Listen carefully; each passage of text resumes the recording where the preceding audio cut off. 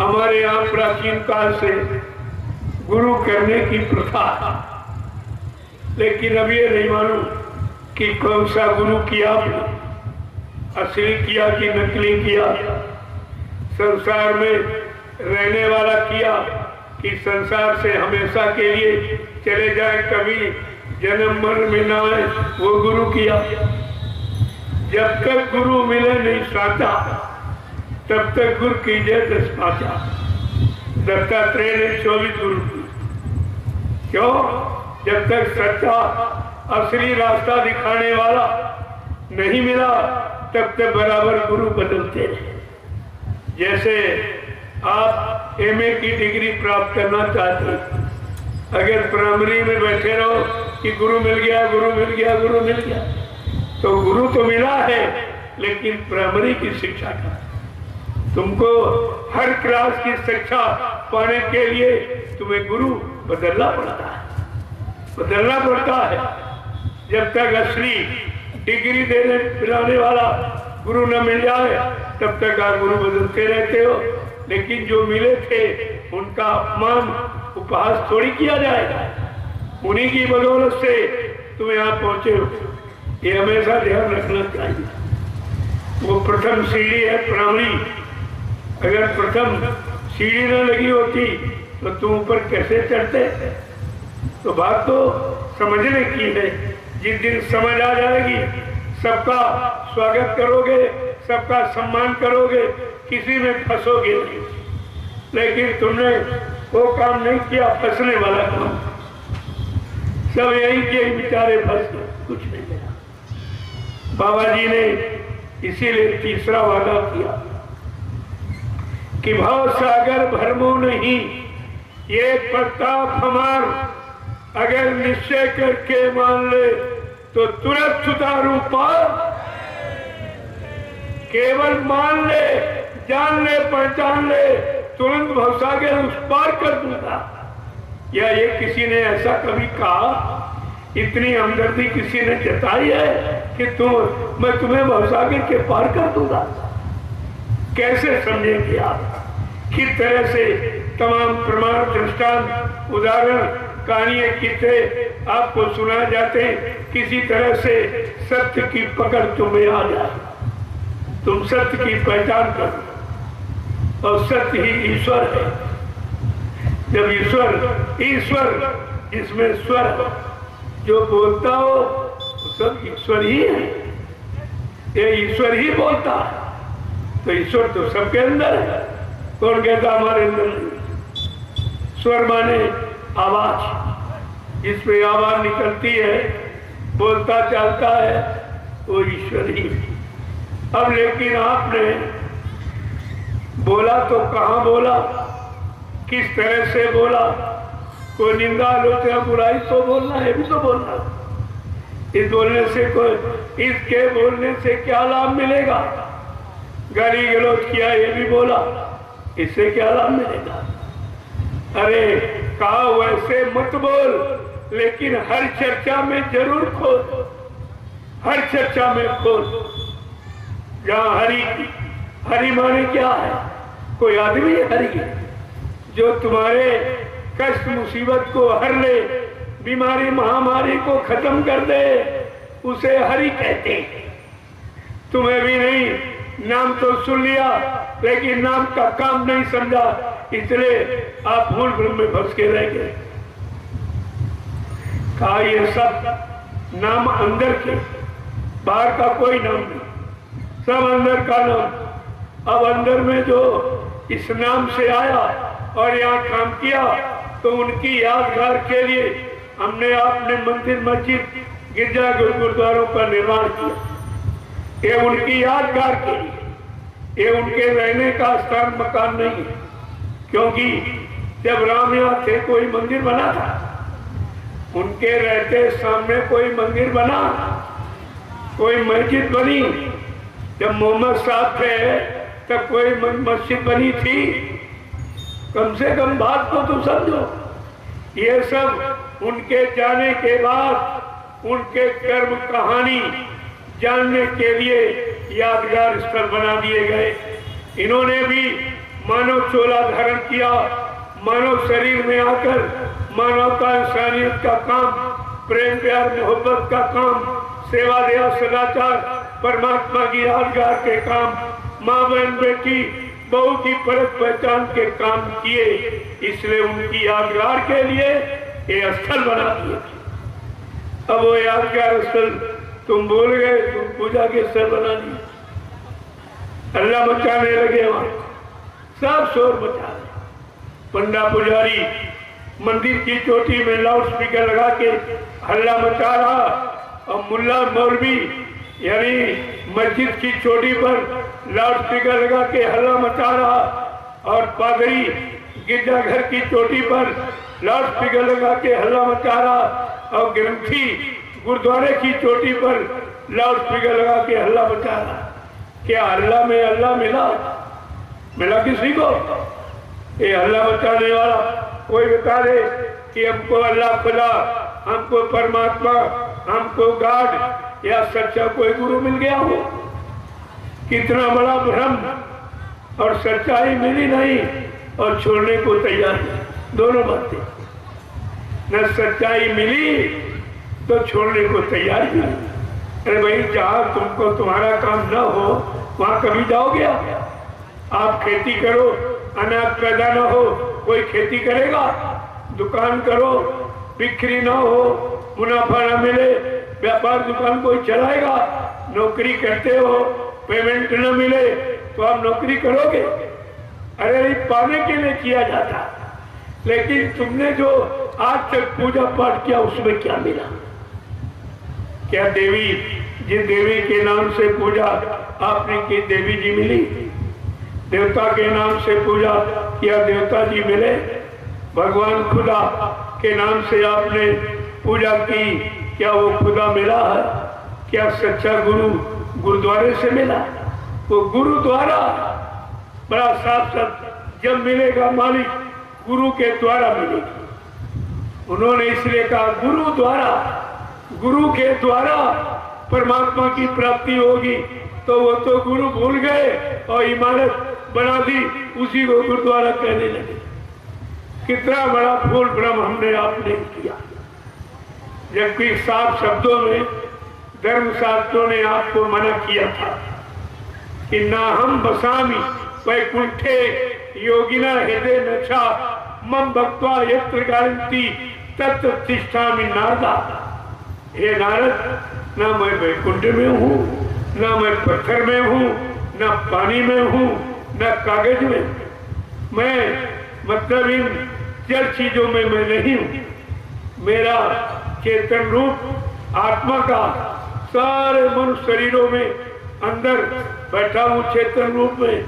तो चेतन रूप तो हमें आपको अधिकार से मिला परमात्मा का। अब ये चेतन अचेतन भूल गया, कहाँ से आया, किधर से आई, किसके द्वारा कैसे आई, ये सब भूल गई। इसी भूल भरम को मिटाने के लिए संत महापुरुष हैं। ये संत नाम 4 वेद 6 शास्त्र 18 पुराण 19 उपनिषद और 36 ऋचाएं जिनमें धर्म चर्चा है, उनमें भी संत नाम नहीं।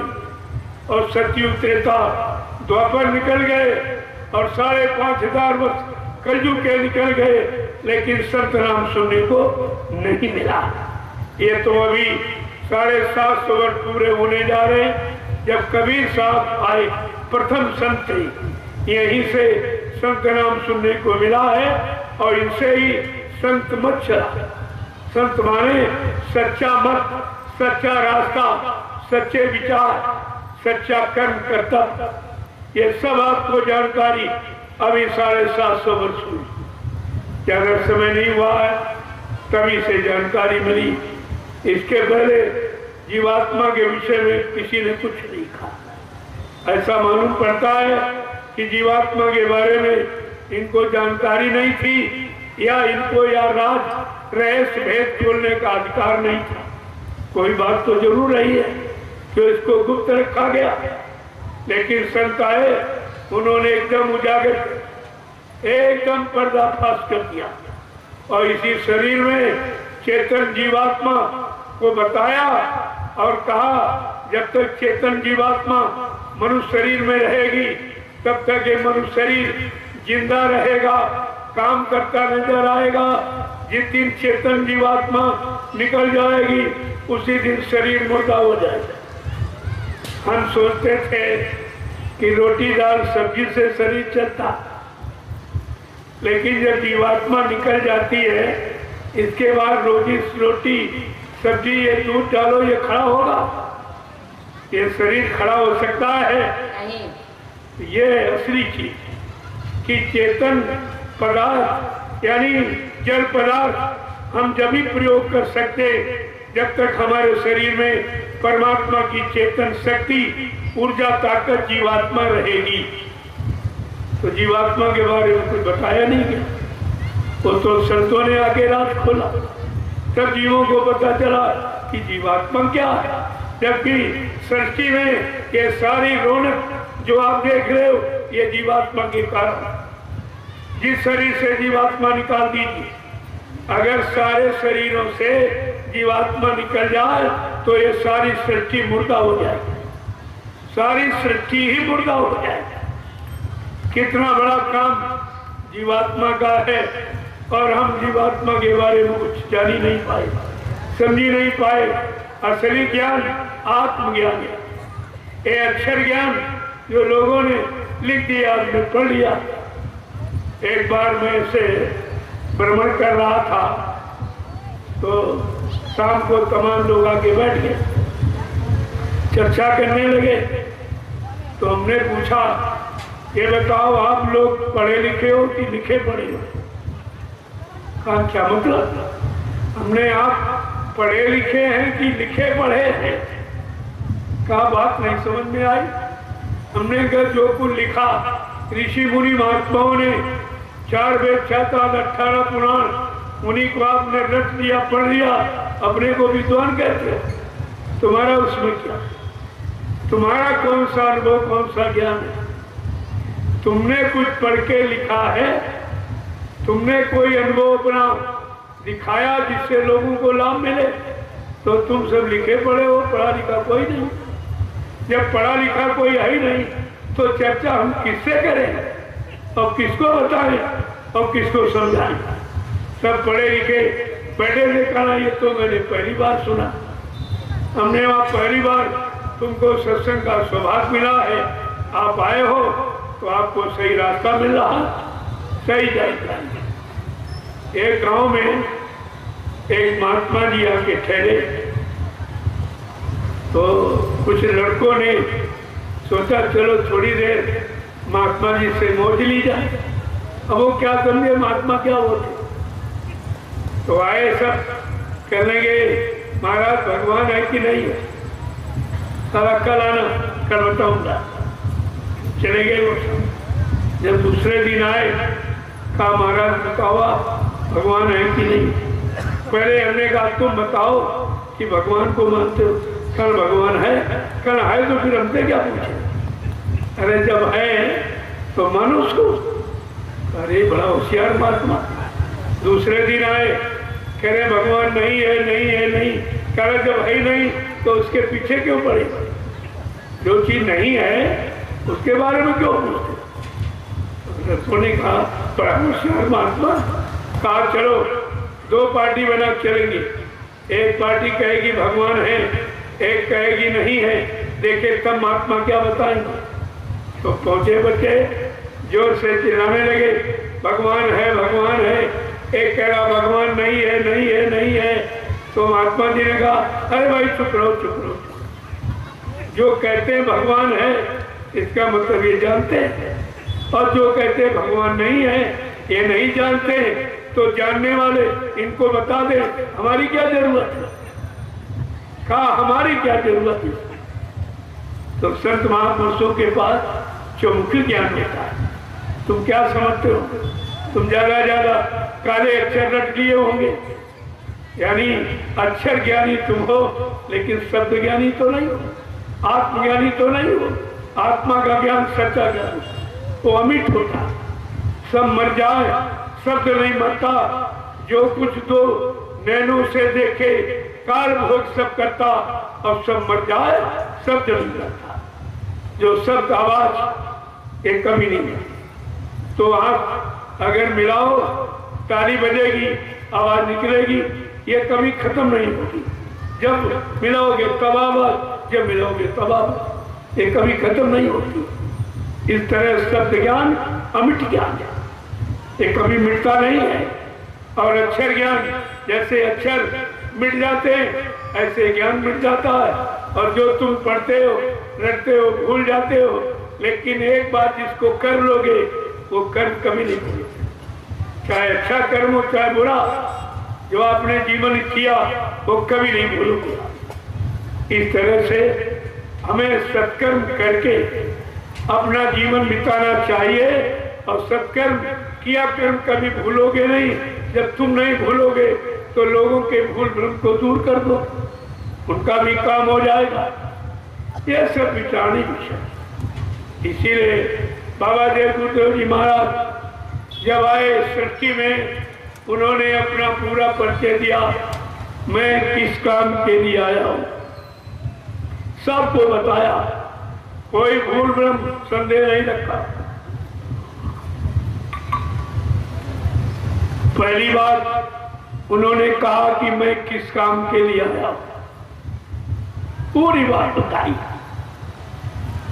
तो उन्होंने कहा मैं परिवर्तन करने आया हूं, परिवर्तन करके ही जाऊंगा। कोई माई का लाल हमें इस परिवर्तन से न रोक सकता है, न मेरा काम कोई कर सकता है। ऐसा किसी ने कहा है? कोई किताब शास्त्र में आपने ऐसा पढ़ा है? ये शब्द किसी ने उच्चारण किया है कि मैं काम करने आया हूं, काम करके ही जाऊंगा। कोई माई का लाल हमें इस काम करने से न रोक सकता है, न मेरा काम कोई कर सकता है। वो कितना बड़ा शूरवीर है, कितना बहादुर है, कितनी बड़ी शक्ति का भंडार लेके आया है, जो कह रहा मेरा काम न कोई कर सकता है, न मैं हमको उस काम से कोई रोक सकता है। और कहा तुम कितना जोर लगा लो। बाबा जी ने ऐलान किया, जोर लगा ले अहले जमाने, कब तक जोर लगाएगा? जग में जय गुरुदेव का झंडा लहर लहर लहराएगा। झंडा अधिकार का प्रतीक है, झंडा अधिकार का प्रतीक है। हमारा जन्म सिद्ध अधिकार है धर्म। धर्म माने व्यवस्था, चाहे वो शरीर की हो, चाहे परिवार समाज देश की हो। हम लोग सब व्यवस्थित व्यवस्था में रहना चाहती हैं। आज व्यवस्था बिगड़ गई है कोई कुछ कहने वाला? जब देश को जरूरत थी कि हम गुलाम हैं, अंग्रेजों के गुलाम, तब आवाज लगाई गई थी, तुम हमें खून दो मैं तुम्हें आजादी दूंगा। ये समय की आवाज थी। जैसे तुम्हारे घर में कोई किराएदार आ जाए, मकान न छोड़े, अगर दरवाजे पर एक खून हो जाए तो रातों रात मकान खाली करके चला जाएगा। खून से इतना भय है। इसलिए जब किसी को देश से निकालना था तब हमारे ये आवाज लगी थी, तुम हमें खून दो मैं तुम्हें आजादी दूंगा। जब आजादी मिल गई तब अब खून खराबे की क्या जरूरत? अब आपसे आवाज लगाई गई, तुम हमें सहयोग करो, मैं तुम्हें व्यवस्था दूंगा। क्या अंतर है इसमें? उस आवाज से इस आवाज में क्या अंतर? पहले समझने की बात कोशिश करो। समझ पाते नहीं, उलझ जाते हो और उलझने पर व्यवस्था मस्तिष्क की बिगड़ जाती है, मस्तिष्क खराब हो जाता है, विकृत हो जाता है। इसलिए सुलझाने का प्रयास करो, सुलझाने का प्रयास करो। अगर कोई व्यवस्था उलझ गई हो उसको सुलझाने का प्रयास करो, उसे बिगाड़ने का नहीं। मार काट हिंसा ये कोई सुधार नहीं है, खूनी क्रांति कोई सुधार नहीं है। वैचारिक क्रांति असली सुधार का विषय आधार है। इसलिए अब समय की आवाज अब कोई विदेशी देश में है, किसको आप निकालोगे, किसके लिए खून खराबा करोगे? अब तो स्वदेशी हैं, अपने सब हैं, लेकिन अपनों को जो विचार भाव खराब हो गया, गंदा खान पान करके आपने अपने विचार भाव कर्म सब खराब कर लिए, उनके शुद्धिकरण के लिए आवाज लगी है कि वैचारिक क्रांति के द्वारा देश दुनिया का सुधार होगा। और बाबा जी ने कहा मैं वैचारिक क्रांति के द्वारा देश दुनिया का सुधार करके दिखा दूंगा। मैं सत्संग सुनाते सुनाते परिवर्तन कर दूंगा, तुम सब देखते जाइए। लेकिन समय से जुड़ जाओगे तो तुम्हारा नाम हो जाएगा। तमाशगीर का कभी नाम नहीं होता, तमाशा देखने वालों का कोई लिस्ट में नाम नहीं लिखा जाता। जो सक्रिय सहयोग करते हैं समय से उनका इतिहास में नाम होता। क्योंकि बाबा जी ने यह भी कहा, क्या कहा? मैं कलयुग का इतिहास बनाने आया हूं, ऐसा इतिहास बनाऊंगा जो भूते न भविष्यते। सतयुग त्रेता द्वापर के लोग अपने अपने युग का इतिहास पढ़ना भूल जाएंगे। मैं इसी भारतीय वसुंधरा पर ऐसा परिवर्तन करके दिखाऊंगा जो हिंदुस्तानी नहीं सारा विश्व नमस्कार करेगा। ये छोटी मोटी बात है जो सारे विश्व को झुका देगा, सारे विश्व को एक आधार पर खड़ा कर देगा। वो कौन होगा? कौन महापुरुष होगा? जिसके बारे में संत रविदास जो मीराबाई के गुरु थे, उन्होंने भविष्यवाणी किया। आज के सैकड़ों वर्ष पहले आए थे, मीराबाई के गुरु थे, उन्होंने और भविष्यवाणी किया कि भारत में अवतारी होगा जो अति विस्मयकारी होगा, ज्ञानी और विज्ञानी होगा, वो अद्भुत सेनानी होगा। वो एक विशेष लीला करेगा जो कभी इस भारतीय वसुंधरा पर किसी ने नहीं की। रविदास जी कहते हैं वो महापुरुष कौन सी लीला करेगा? जीते जी कई बार मरेगा, जीते जी कई बार मरेगा और छन्नम भेष में वो विचरेगा। देश बचाने के लिए होगा एक आवाहन, युग परिवर्तन के लिए चले प्रबल तूफान। चारों ओर से हमला होगा, देश के अंदर द्रोही घपला, सभी तरफ कोहराम मचेगा। कैसे हिंदुस्तान बचेगा? जिसने भारत मां सताई, जिसने भारत मां को सताई, जिसने इसकी कड़ी लुटाई, नेता मंत्री अब अधिकारी, देश बचाना जान बचाना होगा भारी। क्या कह रहे हैं? ऐसा समय आ जाएगा ये सब एक घेरे में फंस जाएंगे। नेता मंत्री और अधिकारी, इनको जान बचाना होगा भारी। छोड़ सब मैदान भगेंगे, अपने अपने घर में छिपेंगे। लेकिन वो महापुरुष क्या करेगा? ढूंढ ढूंढ कर बदला लेगा, सब हिसाब चुकता कर देगा। का कोई बचने नहीं पाएगा। बाबा जी ने कहा कि मैंने एक ऐसा जाल बनाया है जिसमें छोटी बड़ी मछली कोई नहीं बचे जो फंसेगी नहीं। देखो समय का कैसा जाल है, उस जाल का कैसा काम है। ये सब यानी जो करूंगा या होगा वो सब पहले उसकी जानकारी उन्होंने दे दिया। क्या कहा कि नेता मंत्री और अधिकारी इनको जान बचाना होगा भारी। ये छोड़ सब मैदान भगेंगे, अपने अपने घर में दुबकेंगे, लेकिन महापुरुष क्या करेगा? ढूंढ ढूंढ कर बदला लेगा, सब हिसाब चुकता कर देगा, कोई नहीं रुकेगा। अभी इनको क्या खबर है?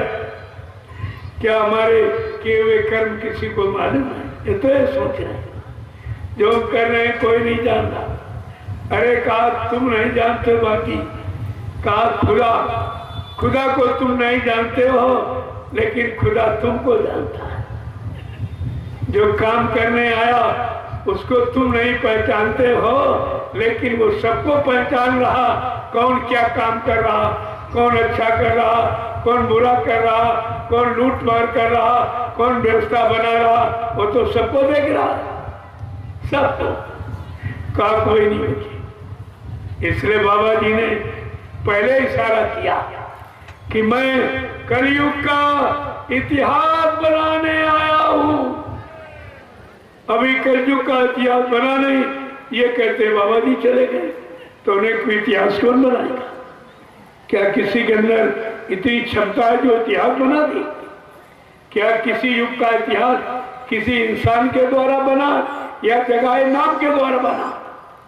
सतयुग का इतिहास जब योगियों ने हरि नाम जगाया, उस हरि नाम से इतिहास बना था कि हिरण्यकश्यप के नाम से इतिहास बना। त्रेता युग की व्यवस्था बिगड़ी। त्रेता का इतिहास ऋषि मुनियों के द्वारा जगाए राम नाम से बना कि उस रावण से बना था। द्वापर युग का इतिहास भगवान कृष्ण के नाम से बना कि कंस के नाम से बना। अरे तुम्हारे सामने तो समझने, पहचानने, जानने के लिए तीन तीन युगों का इतिहास था। उसको पढ़ लो, अपने वर्तमान इतिहास को समझ लोगे आप। ये पिछड़ा इतिहास वर्तमान को बनाने के लिए, वर्तमान को समझने के लिए, वर्तमान में अपने आप को अच्छा बनाने के लिए ये सब इतिहास तीन त्रियुगों के, उन बड़े बड़े ऋषि मुनि योगियों के, ब्रह्मचारियों के, अवतारी शक्तियों के इतिहास क्यों लिखे गए कि आप अपना वर्तमान बना लो? लेकिन कुछ नहीं, सब बिगाड़ने में जुटे हो। बच्चा जब पैदा होता है, चाहे मुसलमान घर में पैदा हो चाहे हिंदू घर में, क्या किसी माँ ने पैदा होने पर अपने बच्चे को मुर्गा का मांस खिलाया? अंडा खिलाया था, बकरा खिलाया था, मछली खिलाई थी, शराब पिलाई थी। हर माँ ने अपने बच्चे को अपना दूध पिलाया था। ये दूध शुद्ध शाकाहारी। अगर इसी दूध से संबंधित आहार जो हमारे सब इंसानों के लिए खुदा परमात्मा ने बनाया, अगर हम आहार करते रहते तो हमारे विचार नहीं बिगड़ते। आहार से विचारों का जन्म होता है, लेकिन आहार बिगड़ गया, विचार बिगड़ गया, कर्म बिगड़ गए, कर्म बिगड़ गए, व्यवस्था बिगड़ गई, व्यवस्था बिगड़ गई, परेशानियों में आ गए, दुखी तकलीफ में आ गए। ये सब खान पान के द्वारा। ये धार्मिक देश के लिए बड़ा खान पान के बारे में बड़ा स्पष्टीकरण दिया गया कि जैसा करो आहार वैसे बने विचार, जैसा खाओ अन्न वैसा बने तन मन, जैसा पीवो पानी वैसी होवे बानी। इस भारत देश के लिए ये नियम सिद्धांत लागू है, लेकिन जब नियम सिद्धांत कानून को भूलोगे वहीं पर फंस जाओगे, वहीं धारा बन जाएगी, आपको फंसना पड़ेगा, कैद होना पड़ेगा आपको। ठीक इसी तरह से अब व्यवस्था बिगड़ने का कारण क्या है? केवल खान पान। अगर सब लोग शाकाहारी हो जाए कोई व्यवस्था नहीं बिगड़ी, जो बिगड़ी है वो भी ठीक हो जाएगी। लेकिन बिना शाकाहार के कोई कितना जोर लगा ले, यहाँ कुछ होने वाला नहीं, कोई बीमारी जाने वाली नहीं, बल्कि आगे और बीमारी आने वाली है। अगर आपने अपना खान पान ठीक नहीं किया, मैंने ये देश के जिम्मेदार लोगों से प्रार्थना किया कि अगर देश को बचाना चाहते हो, अपनी ख्याति प्रतिष्ठा को कायम रखना चाहते हो, तो आप शाकाहार का प्रचार करा दीजिए। शाकाहार हमारा जन्म सिद्ध अधिकार है। हम शाकाहारी पैदा ही हुए थे, हमारा पैदाशी अधिकार शाकाहार। कोई नई बात थोड़ी बताई जाती। जब बच्चा पैदा होता है 3 अधिकारों को लेकर, शाकाहारी, सदाचारी और ब्रह्मचारी, ये 3 अधिकार लेके पैदा होता है। और 3 में से आपने पहले खत्म कर दिया। आप शाकाहारी नहीं रहे तो सदाचारी और ब्रह्मचारी बनने का प्रश्न नहीं होता। तो आपने व्यवस्था बिगाड़ी है, परेशान आप। जो व्यवस्था बिगाड़ता है परेशान वही होता है, इसलिए परेशानी आ गई। और अभी क्या, जो आगे आने वाली बाबा जय गुरुदेव जी महाराज सन 1980 से बराबर आपको चिता रहे, जगा रहे कि आगे बड़ा खराब समय आ रहा, बड़ी भयानक बीमारी आ रही जिसका लोग नाम भी नहीं जानते। बाबा जी ने 6 नवंबर 1986, ये तारीख लिख लो, कोई नहीं बताया, कोई जानता नहीं तो बताएगा तो, और जिसका विषय है वही बताएगा। 6 नवंबर 1986 में कहा था आगे भयंकर बीमारी आ रही जिसका लोग नाम भी नहीं जानते, उसका नाम होगा कोरोना। कोरोना, क्या क्या ना करो, मांस न खाओ, अंडा न खाओ, और दारू न पियो, और गंदा न बोलो, निंदा आलोचना बुराई न करो, भद्दे अश्लील शब्दों का प्रयोग न करो, ये न करो तो कोरोना नहीं आएगा। लेकिन इस पर तो कोई पाबंदी लगाई नहीं गई और आ गया कोरोना और तुम्हारा मुंह बंद कर दिया। सबके मुंह पर पट्टी बांध दी गई, लेकिन इस पट्टी का अर्थ नहीं बताया, इस पट्टी के बांधने से लाभ क्या होगा। अरे मुंह बंद करने का मतलब सीधा अर्थ है कि आप गंदी वस्तुओं का सेवन न करो, गंदा मत बोलो, किसी की निंदा आलोचना बुराई क्रिटिसाइज मत करो, भद्दे अश्लील शब्दों का प्रयोग न करो।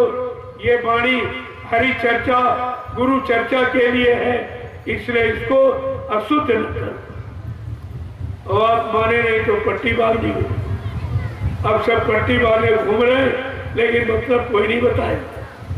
हमसे लोगों ने पूछा कि महाराज आप मास्क नहीं लगाते हो। हमने कहा हम मास्क खाते नहीं भाई, मास्क क्यों लगाए? जो मास्क खाता वो मास्क लगाए। हमारे यहाँ कोई नहीं, हमारे यहाँ कोई आदेश भी नहीं किसी को। जब मैंने 3 महीने जब लॉकडाउन रहा, घोर कोरोना, तब मैंने बक्सर में एक कार्यक्रम किया। बक्सर जिले में करीब 5-6 लाख की भीड़ थी। एकदम देश में हंगामा मच गया कि वहाँ इतना बड़ा कार्यक्रम, इतने लोग उपस्थित हैं, कोई मास्क नहीं लगाए है, कोई दूरी नहीं बना रहा। हमने कहा हम नजदीकी बनाती, जितने नजदीक रहोगे उतना एक दूसरे से प्रेम होगा, एक दूसरे का काम करोगे, सेवा करोगे, एक दूसरे का सहयोग करोगे। जब दूरी बन जाएगी कोई किसी का सहयोग नहीं। ये संगठन एक ही विठल है। तुम सब पढ़े लिखे लोग हो, इसीलिए मैं कहता हूँ तुम पढ़े लिखे हो कि लिखे पढ़े हो। तुमने आज तक ये नहीं समझा, हमारे यहाँ संगठन हमेशा बनाया गया। संगठन देश की उन्नति का आधार है, संगठन समाज की उन्नति का आधार है। तो जब आधार खत्म हो जाएगा, सब दूर एक दूसरे से दूर रहेंगे, कोई किसी से मिलेगा नहीं, कोई सहयोग नहीं, कोई सेवा नहीं, तो बताओ ये समाज कैसे सुरक्षित रहेगा? तो समाज बिगाड़ रहे हो, कोई किसी से मिलेगा नहीं। ये संबंध होते थे शादी ब्याह के द्वारा, वो भी खत्म। किसी को निमंत्रण नहीं दोगे, ज्यादा लोग नहीं बुलाओगे, यानी मतलब सब तरफ से विघटन सिखाया जा रहा, संगठन एकदम समाप्त हो रहा। बताओ आगे देश का क्या होगा, देश का क्या होगा, समाज का क्या होगा, परिवारों का क्या होगा। इस पर कभी दृष्टि डाली किसी ने? तो ये सब आगे समझना पड़ेगा। दोषी वही बनेगा जिसके शासन काल में ये सब कार्य दूषित कार्य होंगे, उसी पर दोष लगेगा। वही इतिहास का सबसे गंदा व्यक्ति कहलाएगा। ये हर युग के इतिहास से आपको समझ लेना चाहिए। सब गंदा, कुछ नहीं। हमारी एक पारस्परिक प्रेम प्यार मोहब्बत थी, वो भी खत्म। जब इस तरह का माहौल, वातावरण देश का, समाज का, परिवारों का, इंसानों का बन जाएगा तो फिर बचेगा क्या?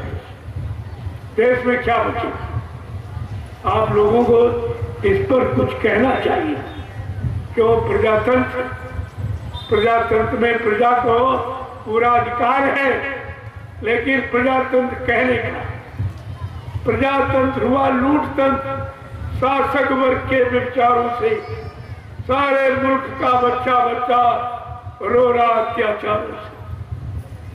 कहे गुरुजी ये भ्रष्ट व्यवस्था तुम्हें बताने आए हैं, भारत के वीरों जग जाओ, गुरुदेव जगाने आए। वो जगाने आए, आपको लड़ाने भिड़ाने नहीं आए, पारस्परिक प्रेम प्यार मोहब्बत खत्म करने नहीं आए हैं।